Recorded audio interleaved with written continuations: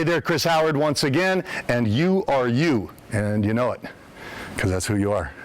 All right, I had no place to go with that. I wanted to sound profound and deep, like what is it? I think and therefore I am. Any case, I do have some big thoughts in here that are going to come out here in a second. We've got a question here. And this question is this. I know I need to save and invest my money for the future, but somehow whatever money I make doesn't find its way into investing. Is there a way of changing my behaviors around this? Behavioral change, that's what we do here. There's always ways of changing your behavior. There's always things that you can do to do that. I look at an issue like this as being a values issue. It's pretty clear and simple, is that if you're not investing money, you don't value investing. So you may talk about investing, you may talk a good line, but if you really value it, you're going to take the actions that you need to take in order to make it happen. You know, it's kind of like if somebody says, I want to have a great relationship, and I really do, but their actions aren't supporting that, then you have to ask, what are their underlying values? What do they really value, right? If somebody's not making a lot of money, it's not likely that they have a high value on money. In fact, oftentimes you may hear them say things like, money is the root of all evil, or money, I don't want to have anything to do with it, or it's not about the money, or I don't care about the money. And it's like, obviously, because you're not making any, right?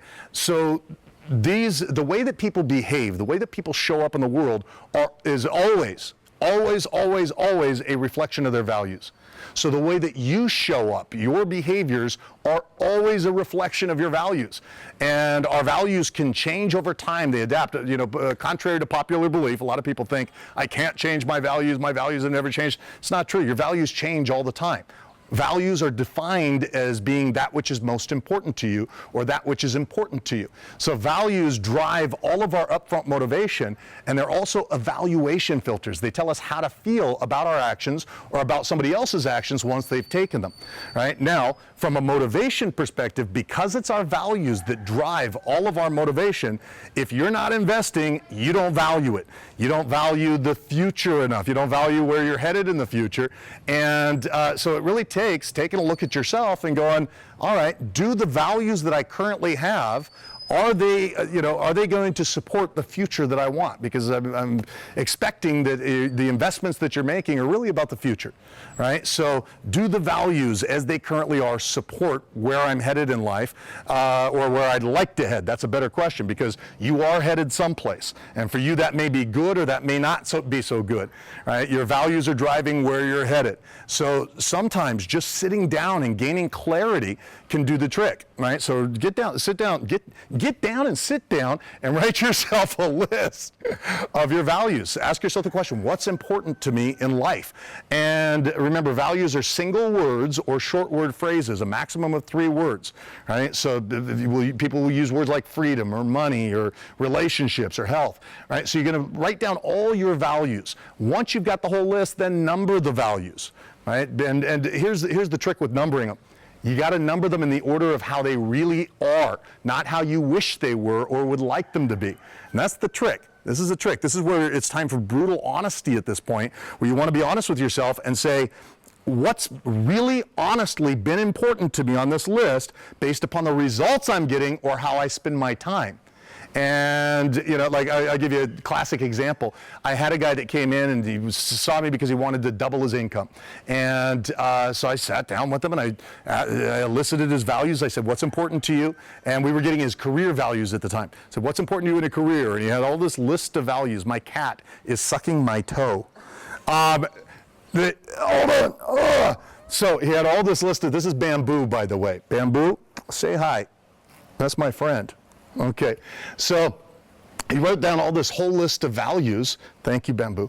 Wrote down this whole list of values, and money was like money was in there someplace. And I said, okay, now I want you to number them, not in the order of importance that you wish they were, but the order of importance that they really honestly have been up until now.